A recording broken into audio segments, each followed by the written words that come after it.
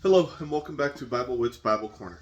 Today we're going to continue in Acts. We're going to read chapter 1 verses 6 through 11, starting with the English Standard Version. So when they had come together, they asked him, "Lord, will you at this time restore the kingdom to Israel?" He said to them, "It is not for you to know the times or seasons that the Father has fixed by his own authority. But you will receive power when the Holy Spirit has come upon you, and you will be my witnesses in Jerusalem and in all Judea and Samaria and to the end of the earth." And when he had said these things, as they were looking on, he was lifted up, and a cloud took him out of their sight. And while they were gazing into heaven as he went, behold, two men stood with them in white robes, and said, "Men of Galilee, why do you stand looking into heaven? This Jesus who was taken up from you into heaven will come in the same way as you saw him go into heaven." Okay, New Century Version. When the apostles were all together, they asked Jesus, "Lord, are you now going to give the kingdom back to Israel?" Jesus said to them, "The Father is the only one who has the authority to decide dates and times. These things are not for you to know, but when the Holy Spirit comes to you,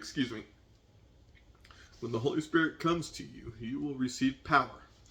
You will be my witnesses in Jerusalem, in all of Judea, in Samaria, and in every part of the world." After he said this, as they were watching, he was lifted up, and a cloud hid him from their sight. As he was going, they were looking into the sky. Suddenly, two men wearing white clothes stood beside them, and they said, "Men of Galilee, why are you standing here looking into the sky? Jesus, whom you saw taken up from you into heaven, will come back in the same way you saw him go." Okay, so there's two real quick things I want to talk about with this passage. There's an order of sequence that Jesus had given the apostles. They will spread the word first in Jerusalem, and then in Judea, however you pronounce it, and then in Samaria, and then from there, all over the world. So, a quick question would be, why is that? Why is it that kind of an order? Well, one, all the apostles are already there in Jerusalem, so that's where they're going to start regardless. And then, well, it's going to spread from Jerusalem to the rest of Judea, and then from there, the neighboring country of Samaria, and all over the world. So it makes sense that it would just do that. Now, the other thing, there is...